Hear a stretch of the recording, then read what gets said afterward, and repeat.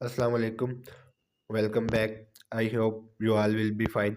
इस वीडियो में हम बेसिक मेडिकल साइंसेस वन इसका जो एनाटॉमी होगी उसमें हम जो टिश्यूज़ है चैप्टर नंबर 1 के एंड वाला टॉपिक टिश्यूज़ वो हम रीड करेंगे, जिसमें पेज नंबर 7 से 14 तक आपने रीड करना बुक में से। और उसके बाद बेसिक मेडिकल साइंसेस का जो फिजियोलॉजी है उसका हम चैप्टर नंबर 1 उसका जो एंड वाला टॉपिक है सेल डिवीजन एंड रिप्रोडक्शन, वो जो पेज नंबर 75 से 76 है वो आपने रीड करना, ये वाला हम पढ़ेंगे। और साथ ही हमारा बेसिक मेडिकल वन का जो एनाटॉमी और फिजियोलॉजी उसका चैप्टर 1 हमारा कंप्लीट हो जाएगा। तो उसके हम शॉर्ट क्वेश्चन और एमसीक्यूज जो है, जो पॉसिबल शॉर्ट क्वेश्चन और एमसीक्यूज है जो मतलब पेपर में आ सकते हैं, वो हम इंशाल्लाह साथ में एंड पे वीडियो के एंड पे मैं आपके साथ शेयर करूँगा। तो वो आपने देख लेने या स्क्रीनशॉट ले लेना या उनको पढ़ लेना है किसी तरह, या आपने कॉपी पे नोट कर लेना है। तो आज के हम वीडियो में ये सब कुछ करेंगे। तो सबसे पहले हमारे पास आ गया बेसिक मेडिकल साइंसेज एनाटॉमी, जिसका टिश्यूज़ है। तो आपने पेज 7 से 14 तक रीड करना है। ये बुक आ गई, बुक हमारे पास आ गई। और बुक का जो है आपने यहाँ से लेके टिश्यूज़ से लेके यहाँ तक, तो आपने ये वाला सारा और उसके बाद ये वाला और ये सारा और यहाँ तक रीड कर लेना, ठीक है। यहाँ तक पेज बनता है पेज 14, 14 पेज तक। यहाँ तक आपने रीड कर लेना। अगर तो आपको यहाँ से समझ आए तो आपने यहाँ से याद कर लेना, अगर ना आए तो मैं जो वो नोट्स है उससे मैं आपको बताता हूँ, तो आपने उधर से ही याद कर लेना है ये नोट्स। तो हम स्टार्ट करते हैं यहाँ से।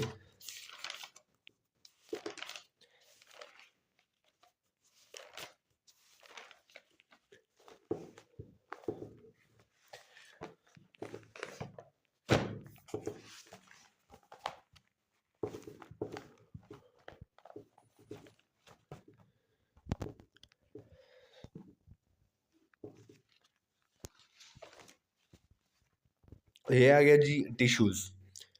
तो टिश्यूज़ के बारे में आपने लिखना है group of cells with similar structure and specialised function. ऐसे ग्रुप सेल्स का ग्रुप जिसके फंक्शन स्ट्रक्चर सेम हो, उसका स्पेशलाइज्ड फंक्शन हो, तो वो क्या कहलाएगा? टिश्यू। अगर कहना है tissue combine to form organ, tissues जब कंबाइन करते हैं तो ऑर्गन बनाते हैं। And organ system and organs combine, और जब वो ऑर्गन कंबाइन करते हैं तो वो क्या बनाते हैं? ऑर्गन सिस्टम बनाते हैं, जैसे कि मसल टिश्यू एट्सेट्रा। उसके बाद आगे टाइप्स, टिश्यूज की टाइप्स। टिश्यूज की 4 टाइप्स है: epithelial tissue, connective tissue, muscular tissue, nervous tissue. सबसे पहले हम रीड करेंगे एपिथेलियल टिश्यूज। एपिथेलियल टिश्यूज के बारे में आपने क्या लिखना है? आपने लिखना है एग्रीगेटेड पॉलीहेड्रल सेल्स। ये एग्रीगेटेड होते हैं और इनकी शेप किस तरह की होती है? पॉलीहेड्रल होते हैं।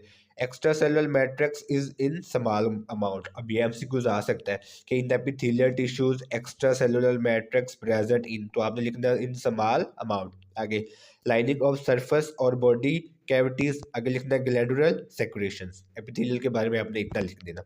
उसके बाद आगे इसकी टाइप्स, एपिथेलियल की भी आगे टाइप्स हैं। पहले था टिश्यू, टिश्यूज की 4 टाइप्स थी। उसके बाद सबसे पहले आगे एपिथेलियल टिश्यू, तो एपिथेलियल टिश्यू की भी आगे टाइप्स है। सबसे पहली टाइप है एक simple squamous epithelium. Simple squamous epithelium. अब इसमें क्या है? ये कहता है ये होते हैं thin flat cell form single layer. Thin होते हैं, फ्लैट सेल होते हैं और सिंगल लेयर बनाते हैं। अब ये कहाँ पे पाए जाते हैं? Found in areas of diffusion और फिल्ट्रेशन। जहाँ पे डिफ्यूजन होती है, जहाँ पे फिल्ट्रेशन होती है, वहाँ पे ये पाए जाते हैं। इसके बारे में आप इतना लिखना। उसके बाद आ गया यहाँ पे सिंपल क्यूबिडल एपिथेलियम। अब इसमें क्या लिखना है? ये होते हैं single layer of cube shaped cell. Single layer of cube shaped cell. आगे involved in secretion and absorption, इनका फंक्शन आ गया। ये किस में इन्वॉल्व होते हैं? सेक्रेशन में और एब्जॉर्प्शन में। उसके बाद आ गया found in kidney tubules and various glands. ये किडनी की ट्यूब्स में पाए जाते हैं, उस तरह जो वेरियस ग्लैंड्स होते हैं उसमें पाए जाते हैं। उसके बाद आ गया सिंपल कॉलमनर एपिथेलियम। अब इसमें क्या होता है? ये होते हैं single layer of elongated cells. जो इलोंगेटेड सेल होती है उसकी ये सिंगल लेयर होते हैं। अब पाए कहाँ जाते हैं? Found in living of digestive track. जो हमारा डाइजेस्टिव सिस्टम होता है, जिसमें खुराक हजम होती है, तो ये उसमें पाए जाते हैं। उसके बाद वेयर एब्जॉर्प्शन एंड सेक्रेशन, जहाँ पे एब्जॉर्प्शन होती है, उसके अलावा सेक्रेशन होती है। सेक्रेशन वो एंड जूस, गैस्ट्रिक जूस वगैरह सेक्रेट होती है जो खुराक को डाइजेस्ट करते हैं। उसके बाद आ गया स्केमुलर एपिथेलियम। अच्छा, stratified scammer. Multiple layers of flat cell, ये मल्टीपल लेयर इनकी होती है और ये फ्लैट सेल होती है। प्रोवाइड प्रोटेक्शन, प्रोटेक्शन देते हैं। अब पाए कहाँ पे जाते हैं? Found in skin, living of mouth, oesophagus and vagina. उसके बाद आ गया स्ट्रेटिफाइड क्यूबिडल एपिथेलियम। अब ये क्या आते हैं? ये कहते हैं 2 or more layers of cube shaped cell, 2 या 2 से ज्यादा क्यूब शेप सेल की ये लेयर होती है। Relatively rare in human, human में ये बहुत कम होती है। But in certain ducts like in mammary gland, लेकिन ये जो मेमरी ग्लैंड लाइक हो गया उसमें ये फीमेल में ये पाए जाते हैं। उसके बाद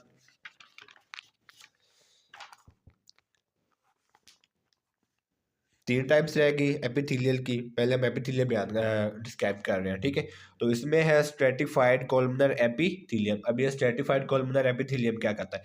ये multiple layer of elongated cell, elongated cell की मल्टीपल लेयर होती है।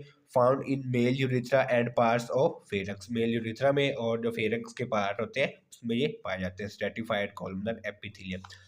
एंड पे आ गया सेकंड क्लास आएगा pseudo stratified columnar epithelium, found in respiratory tract, respiratory system में पाए जाते हैं। उसके बाद आ गया मूव मुकस विद सीलिया, और ये काम क्या करते हैं? मुकस को मूव करते हैं किसके साथ? सीलिया के साथ। लास्ट वन आ गया ट्रांजिशनल एपिथेलियम। ट्रांजिशनल एपिथेलियम क्या करते हैं? Specialised in stretching, found in living of urinary bladder, urethra and ureter. तो ये यूरिनरी ब्लैडर, यूरिथ्रा और यूरेटर में पाए जाते हैं। मसलन रीनल सिस्टम जो होता है उसमें पाए जाते हैं किडनीज के अलावा। तो ये थे एपिथेलियम टिश्यू। एपिथेलियम टिश्यू की आगे टाइप्स, ये इधर से एपिथेलियम जहाँ पे सिंपल स्क्वेमस एपिथेलियम, उसके बाद आ गया सिंपल क्यूबिडल एपिथेलियम, उसके बाद simple columnar epithelium, stratified squamous of epithelium, उसके बाद स्ट्रेटिफाइड क्यूबिडल एपिथेलियम, उसके बाद स्ट्रेटिफाइड कोलमनर एपिथेलियम, उसके बाद सूडो स्ट्रेटिफाइड कोलमनर एपिथेलियम, उसके बाद ट्रांजिशनल एपिथेलियम। यहाँ पे एपिथेलियम वाला सारा हो गया। उसके बाद आ गया एपिथेलियम के बाद टिश्यूज की दूसरी टाइप थी कनेक्टिव टिश्यूज। अब कनेक्टिव टिश्यूज क्या आते हैं? Several types of fixed and wandering cell, extra cellular matrix is in abundant amount. अब यहाँ पे पीछे था in small amount extra cellular matrix, और यहाँ पे क्या है? In abundant amount. Provides the support and protection, support देते हैं और प्रोटेक्शन देते हैं। Specialised connective tissues. अच्छा, अब स्पेशलाइज्ड कनेक्टिव टिश्यू कौन से होते हैं? एक होता है एडिपोज टिश्यू, एक होता है कार्टिलेज और बोन्स।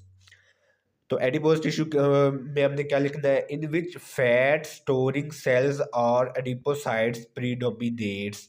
आपने क्या था? जहाँ पे फैट स्टोरिंग सेल होते हैं जिसको हम एडिपोसाइट्स या प्रीडोमिनेट्स एडिपोज टिश्यू में पाए जाते हैं। इसके बाद आके represents 15% to 20% of the body weight in man. ये हमसे कुछ भी आ सकता है कि ये 15% से 20% इंसान के वेट में होते हैं। आगे आगे कार्टिलेज। कार्टिलेज होता है firm flexible tissues found in areas like nose and joints. ये फर्म होता है और फ्लेक्सिबल टिश्यू होता है, तो कहाँ पे पाया जाता है? नोज या जॉइंट्स के एरिया में पाया जाता है। टाइप्स, इसकी टाइप्स होगी आके कार्टिलेज की, hyaline cartilage, elastic cartilage, fibro cartilage, 3-4 types. उसके बाद आ गया जी बोन्स। बोन्स को ओसियस टिश्यूज भी कहते हैं। अब ये क्या करती है? ये है जी main component of adult skeleton, provide solid support to the body. Again, enclose internal cavities, bone marrow where blood cells forms. इसके बाद आ गया reserve of calcium phosphate and other ions. Calcium phosphate और अदर आयन भी यहाँ पे पाए जाते हैं। उसके बाद आ गया haematopoietic tissues found in the bone marrow, production of the blood cell. तो हीमियोपोटिक टिश्यूज के बारे में आपने क्या कहना है कि ये क्या होते हैं? Found in bone marrow and production of the blood cell.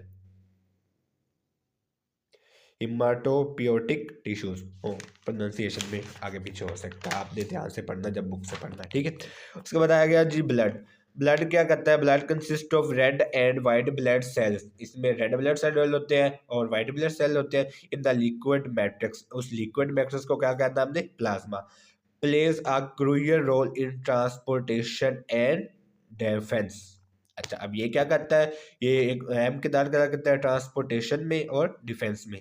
तीसरा था मसल टिश्यूज। अब मसल टिश्यूज क्या करते हैं? Muscle tissues elongated elongated contractile cells. ये इलोंगेटेड होते हैं और कॉन्ट्रेक्टाइल सेल है। Extra cellular matrix moderate amount में होता है। Main function movement by contracting and relaxing. आगे ये क्या करते हैं, स्केलेटल मसल्स में होते हैं, कार्डिक मसल होते हैं और स्मूथ मसल होते हैं, ठीक हो गया। तो उसके बाद आ गया जी नर्वस टिश्यू। नर्वस सिस्टम में intervening elongate process, extracellular matrix non extracellular matrix नहीं होता, और transmission of the nerve impulse, जो नर्व इम्पल्स होती है उसकी ट्रांसमिशन करते हैं। ये था एनाटॉमी का एंड वाला टॉपिक टिश्यूज, वो यहाँ तक सारा कवर हो गया। आगे आ जाता है चैप्टर नंबर 2 एनाटॉमी का, बेसिक मेडिकल साइंसेज 1 का। तो इसके बाद हमने पता क्या करना है, इसके बाद हम इसके पहले चैप्टर में से जो है शॉर्ट क्वेश्चन और एमसीक्यू, वो मैं कहता हूँ पहले फिजियोलॉजी का कर लेते हैं, फिर एंड पे मैं ना वीडियो के एंड ही हो जाएगा, तो उसमें मैं आपको ना सारे दिखा दूंगा, वो आपने देख लेना। अच्छा जी, ये हो गया। उसके बाद था आगे नेक्स्ट फिजियोलॉजी, इसका हमने पढ़ना है सेल डिवीजन एंड रिप्रोडक्शन, जो पेज नंबर होगा 75 से 76 तक, वो आपने रीड करना है बुक से। आपको मैं एक दफ़ा दिखा दूँ कितना आपने रीड करना है, तो उसके बाद वो मैं नोट से आपको बता दूंगा। ये आगे जी बुक, तो 75 पेज,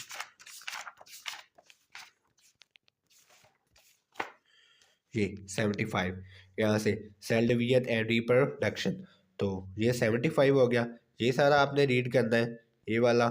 ये वैसे आसान ही है, इधर से भी आप याद कर सकते हैं, एक एक लाइन का लिखा हुआ है। तो आगे चैप्टर 2 आ जाता है, वैसे मैं उधर से पढ़ा देता हूँ एक दफ़ा आपको, तो बाकी जो एमसीक्यूज और शॉर्ट क्वेश्चन है वो आप देख लेना इधर से। अच्छा, यहाँ पे आ गया जी ये,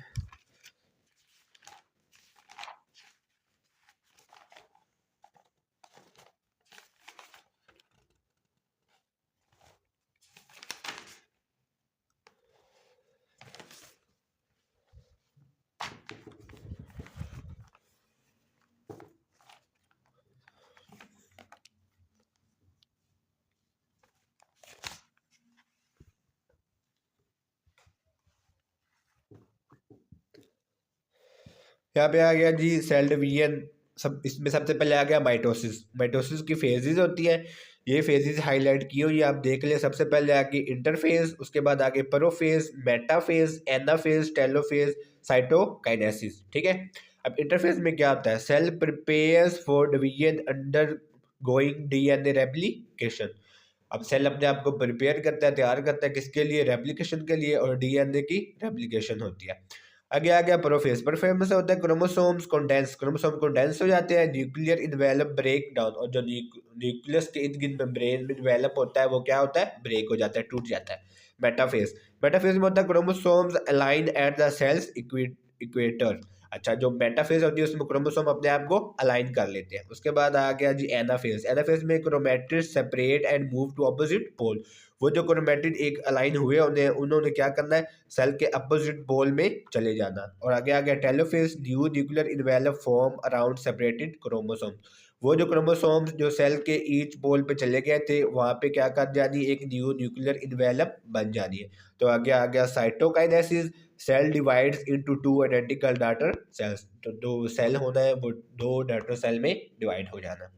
उसके बाद आ गया म्योसिस। म्योसिस में होता है म्योसिस 1 और म्योसिस 2। म्योसिस 1 है वो same use words homologous chromosomes. अच्छा, उसके बाद आ गया meiosis 2, same as mitosis. Meiosis 2 जो होती है वो माइटोसिस की तरह सेम होती है, results in formation of 4 haploid daughter cells. तो लेकिन उसकी इसमें क्या होते हैं, 4 हेप्लॉइड डॉटर सेल्स बनते हैं, ठीक हो गया। उसके बाद आ गया जी लाइजोसोम्स। अब लाइजोसोम्स क्या करते हैं, membrane bounded organelles with human cells contain variety of hydrolytic enzyme। ये इंपॉर्टेंट है, ये शॉर्ट क्वेश्चन भी आपने याद कर रखना, और इसके अलावा प्रैक्टिकल में वाइवा में भी आपसे पूछ सकते हैं। एक दो बंदों से उन्होंने पूछा था, इवन के मेरे से भी उन्होंने पूछा था कि व्हाट आर लाइसोसोम्स। तो हमने कहा था membrane bounded organelles within the human cell contain variety of hydrolytic enzyme। अब ये कहते क्या है, responsible for breaking down and digestive various cellular material. जो सेल के अंदर मटेरियल होता है, वेस्ट मटेरियल होता है, या उसके अलावा जो सेल का मटेरियल जो जो जो वांटेड नहीं होता है उसको वो क्या करता है, ब्रेक करता है और डाइजेस्ट करता है। आगे ये और क्या करता है, provide intracellular digestive system, allow the cell to digest, क्या digest, damage cellular structure, food particle that have been ingested by the cell. उसके बाद unwanted matter such as bacteria contains enzyme responsible for breakdown of macromolecules. तो ये सारे function है इसके lysosomes के। इसके बाद आ जा गया साइटोस्केलेटन। साइटोस्केलेटन क्या है अब?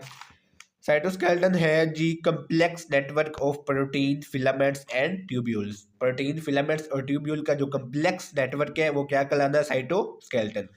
तो ये जो सारी है ना साइटोस्केलेटन, इसके अलावा माइटोकॉन्ड्रिया, एंडोप्लाज्म रेटिकुलम, ये वो आपने पता क्या करना है, इसको याद रखने का अच्छी तरीका ये कि जब भी आप ये याद कर रहे हो तो आपने अपने मोबाइल से नेट से इसकी पिक निकाल लेनी है, ठीक है ना। गूगल पे जाके आपने लिखना है माइटोकॉन्ड्रिया साइटोस्केलेटन, तो इसकी ना पिक्चर एक आके आ जाएगी।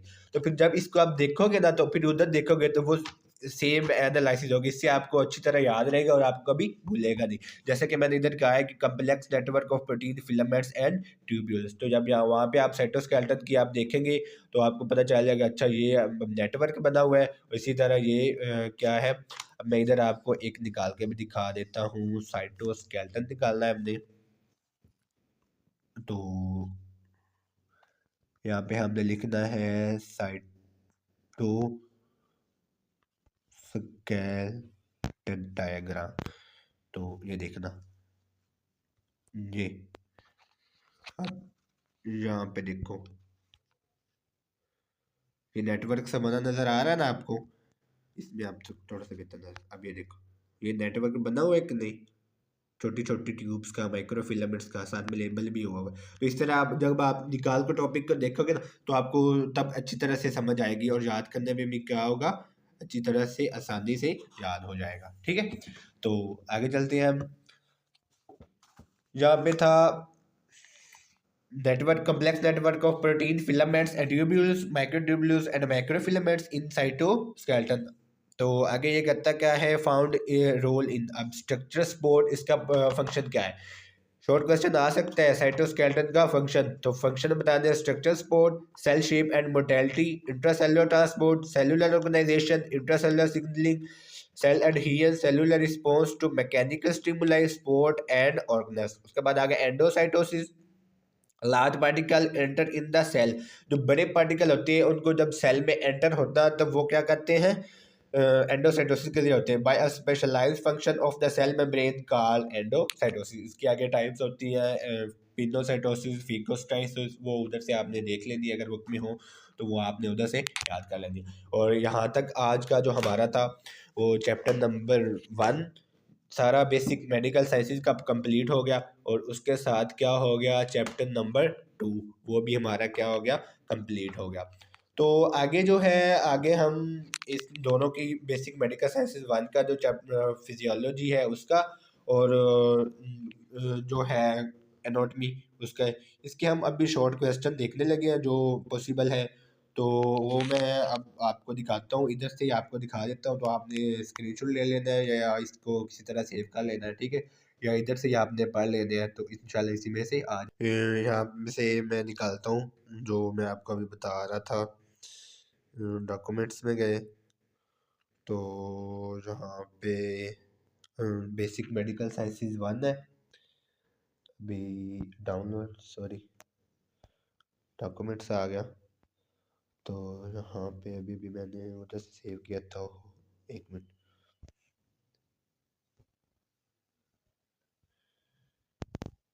ये ये आ गया जी शॉर्ट क्वेश्चन MCQs।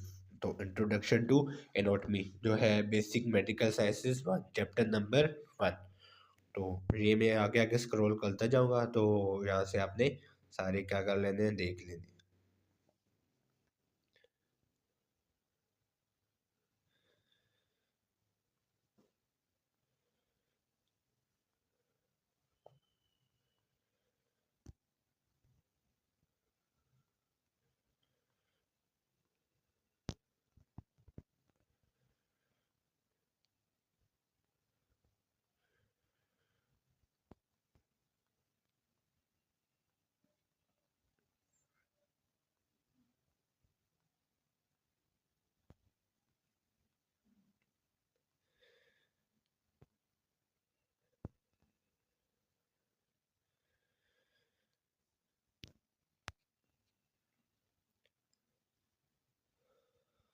यार ना इस तरह देख लो, हम्म,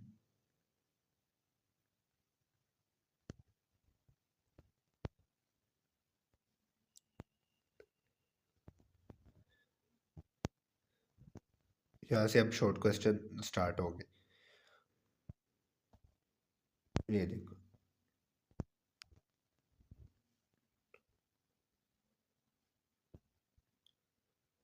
चलो यहाँ तक एंड हो गया। उसके बाद आ गया जी फिजियोलॉजी। फिजियोलॉजी का चैप्टर नंबर 1। तो इंट्रोडक्शन टू फिजियोलॉजी ये वाला था। ये जी। तो इसके भी इसी तरह आप देख लो शॉर्ट क्वेश्चन और एमसीक्यूज।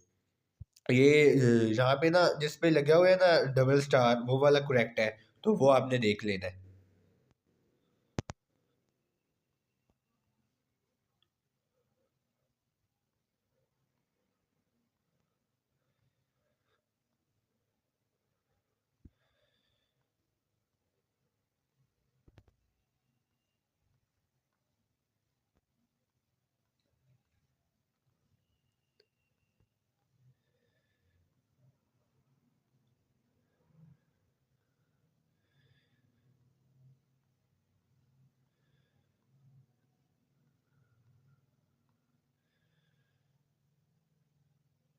अब यहाँ से इसके शॉर्ट क्वेश्चन शुरू हो रहे हैं, तो वो देख लो। फिजियोलॉजी की डेफिनेशन आ गई, फंक्शन ऑफ सेल मेम्ब्रेन, उसके बाद आ गया difference between pinocytosis and phagocytosis, role of mitochondria, function of lysosomes, Golgi apparatus के फंक्शन बता दिए हैं।